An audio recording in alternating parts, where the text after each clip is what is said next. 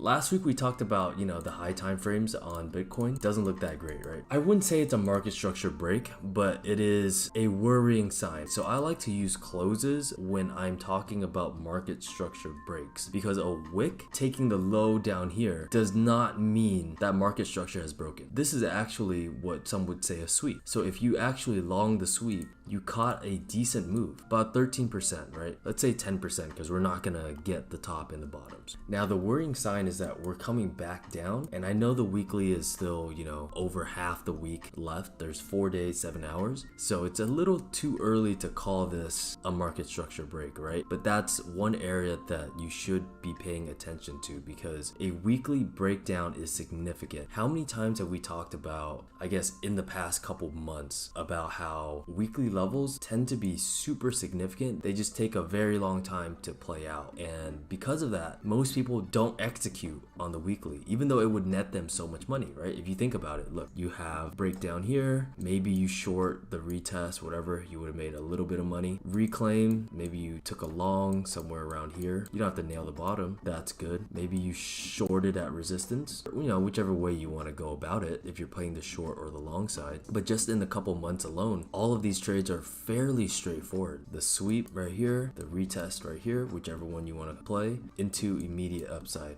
Once it hits this area, point of breakdown right here. Short, guess what? Retest again. Long, short. Cool. And that's just me trying to show you that the weekly level has been very significant throughout the course of at least this year, or at least the last 6, 7, 8 months. So yeah, this is important to watch, okay? So that's the one thing that if you are not a Bitcoin trader, you should at least pay attention to that. You don't have to actively look on the hourly or the 4-hour or the daily, but look on the weekly. Watch this weekly level, see what it does, and you'll have a good idea of what to expect in the coming weeks, right? So you have a proper bias to play altcoins, because guess what? If Bitcoin's going down, I promise you, even those Binance coins that are absolutely getting manipulated will nuke, okay? So let's go into the 4-hour for the two people that do trade Bitcoin. So we are essentially trading at the lows, not something that you would ideally want to see. Why is it that this time is different from this time, even though prices are the same, about 26, 25? The difference here is this, and the reason why this is important is because this should have been a rally that's maintained. If things are truly bullish, you would anticipate that, okay, market participants will continue buying. There's a continued buying interest, whereas despite the grayscale SEC news, it not only completely reverts, it is trading under, which is to tell you that the market is incredibly bearish right now. There's just no other if ands about it. Good news, immediately sold off and now is trading under, which is a sign that, okay, we might get some scam moves up, but it makes more sense for me to treat these as a scam and maybe look for some shorts. So any bounces, I probably will look to short, just because this should have been the cannon fodder for us to at least,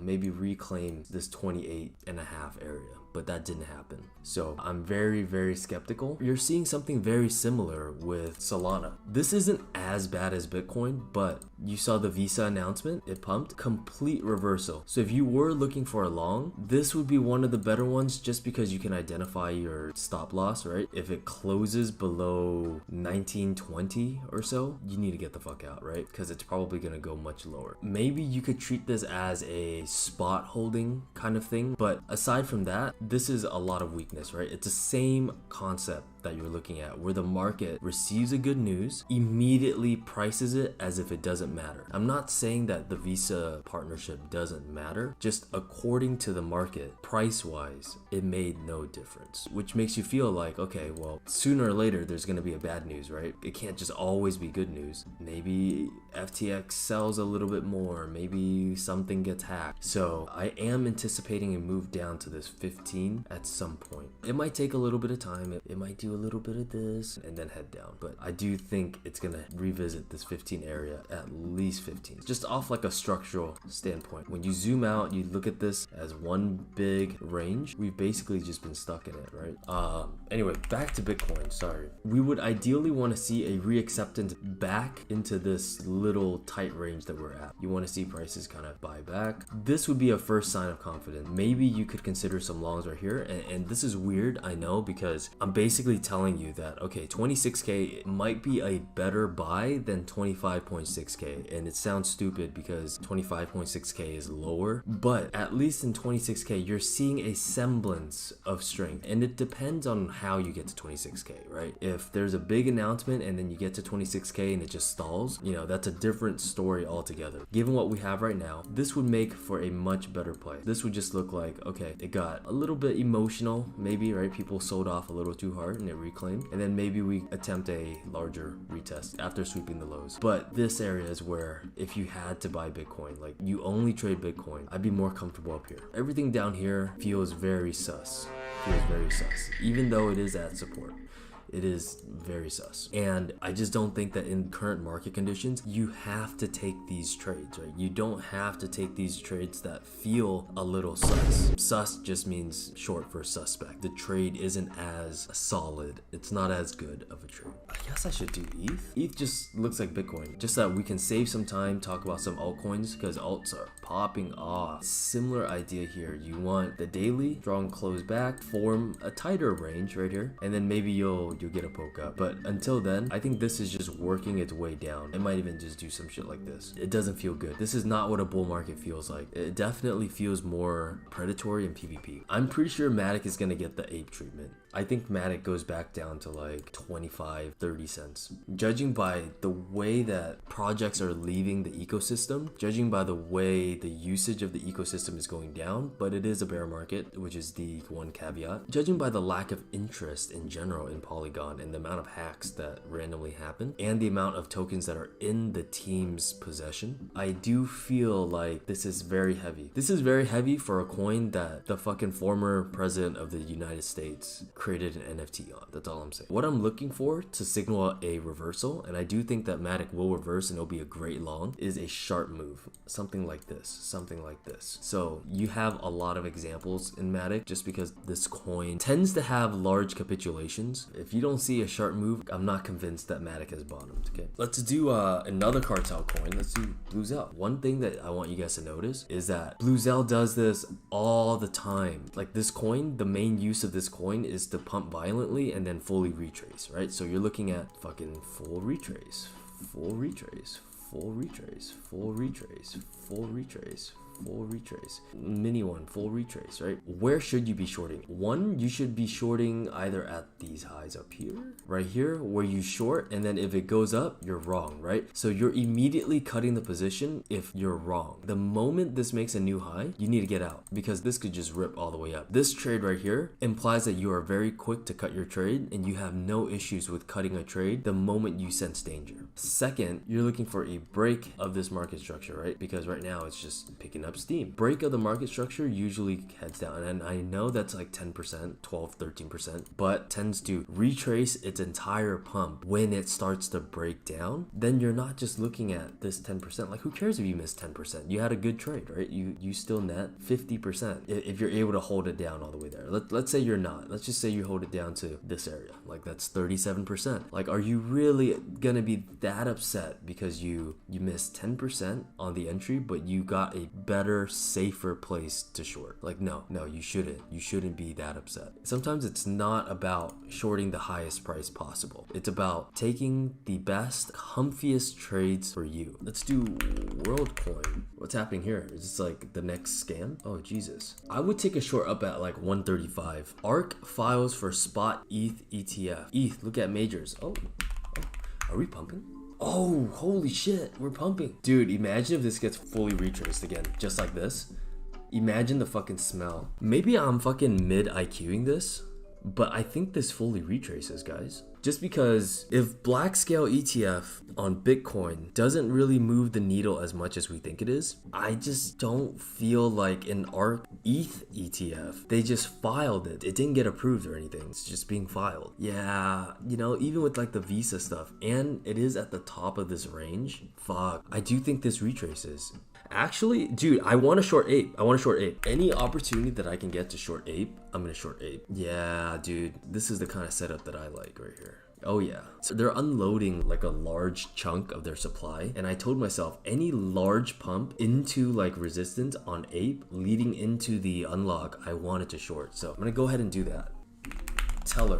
Be really careful with this one, guys. Funding neutralized on it after this large spike, okay? I'm not saying it can't scam up again. It absolutely can, just like LPT or Unfi. But I wouldn't be surprised if you get a sharp move down to about this $13 area. Be very careful. Every time I see this wick and funding neutralizes, oh, dude, you're in for a bad time. So ETH, how's that doing? Yep, it's already, oh no. Oh no. Where's that that meme song that goes like, oh no.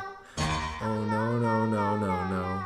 Oh no. It's like, dude, this is, this is sus, bro. This is sus, bro. Here, I'll give you a fucking live commentary. Here, this is the 15-second chart. This is where you would anticipate like all the people who are late to Twitter, you know, to like fucking, oh dude, it's a fucking ETH ETF, bro. It's an ETH ETF, you know, and like they just fucking foam at the mouth to buy this shit. This is where it bounces right here. It starts to bounce. We were like, oh, it's time along. It's time along. That was the pullback. That's all you're gonna get. This is, you know, fucking to the moon. And I bet you sooner than later, I think we're gonna retrace this entire thing. We might do some shit like this, and then it comes back down.